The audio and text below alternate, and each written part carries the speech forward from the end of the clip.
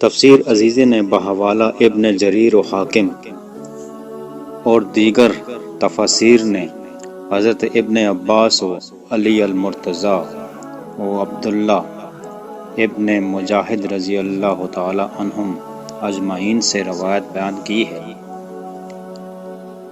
کہ حضرت ادریس علیہ السلام کے زمانے میں لوگ بہت بد عملی ہو گئے تھے، اور فرشتوں نے بارگاہ الہی میں عرض کی کہ انسان بہت بدکار ہے، یہ تیری خلافت کے لائق نہیں ہے، اس لیے انسان کو منصب خلافت سے ہٹا دیا جائے۔ اللہ پاک کا ارشاد ہوا کہ انسان میں غصہ اور شہوت ہے، جس کی وجہ سے وہ زیادہ گناہ گار ہیں۔ اگر یہ چیزیں فرشتوں کو دی جائیں تو وہ بھی گناہ گار ہو جائیں گے۔ فرشتوں نے کہا، ہم تو کبھی بھی گناہ کے قریب نہ جائیں گے، خواہ کتنا ہی غصہ اور شہوت ہو۔ حکم ربی ہوا کہ اچھا، تم فرشتے اپنی جماعت میں سے کوئی 2 سے فرشتے چن لو جو تمہارے خیال میں سب سے زیادہ پرہیزگار ہوں، پھر انہیں غصہ اور شہوت دے کر دنیا میں بھیجا جائے گا تاکہ انہیں آزمایا جا سکے۔ چنانچہ ہاروت و ماروت جو بہت پرہیزگار فرشتے تھے منتخب ہو گئے، اور انہیں غصہ اور شہوت دے کر شہر بابل میں اتار دیا گیا، اور کہا گیا کہ تم دونوں قاضی بن کر لوگوں کے درمیان فیصلہ کیا کرو، اور شام کو اسم اعظم کے ذریعے واپس آسمان پر آ جایا کرو۔ یہ دونوں قریب 1 ماہ تک اسی طرح آتے جاتے رہے۔ اس عرصے میں ان کے عدل و انصاف کا چرچا عام ہو گیا، اور بہت سے مقدمے ان کے پاس آنا شروع ہو گئے۔ ایک روز ملک فارس کی ایک حسین و جمیل عورت زہرا نامی نے اپنے شوہر کے خلاف مقدمہ دائر کیا۔ یہ دونوں اسے دیکھتے ہی اس پر عاشق ہو گئے اور اس کے ساتھ بدعملی کی خواہش کی۔ اس عورت نے کہا کہ میرا اور تمہارا دین الگ الگ ہے، اور میرا شوہر بہت غیرت مند ہے، اگر اسے پتہ چل گیا تو وہ مجھے قتل کر دے گا، اس لیے اگر تم اپنی خواہش پوری کرنا چاہتے ہو تو پہلے میرے شوہر کو قتل کرنا ہوگا، اور جس بت کی میں پوجا کرتی ہوں تم نے اسے سجدہ کرنا ہوگا۔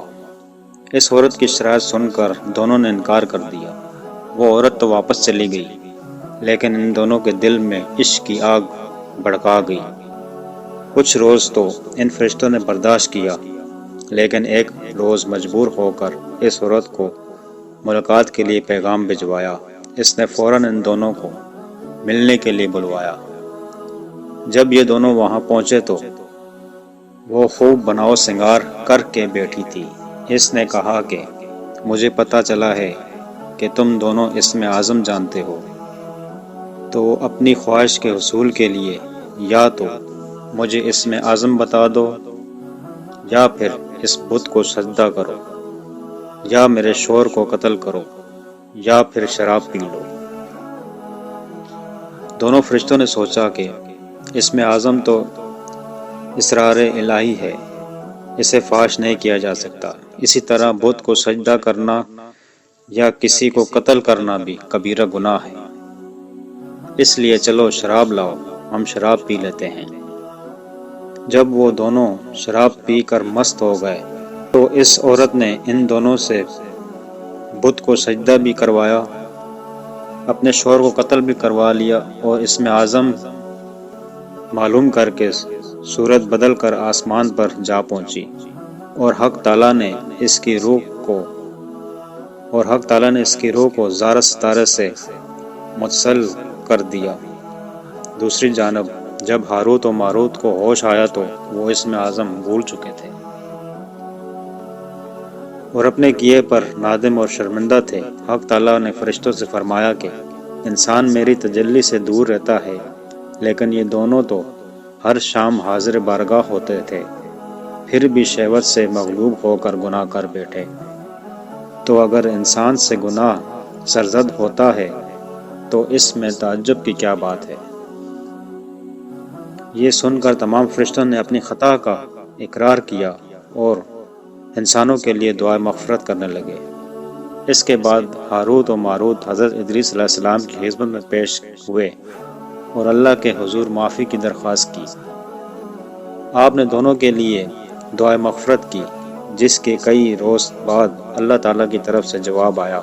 ان دونوں کو اختیار دیا گیا کہ چاہیں تو دنیاوی عذاب قبول کر لیں یا آخرت کا۔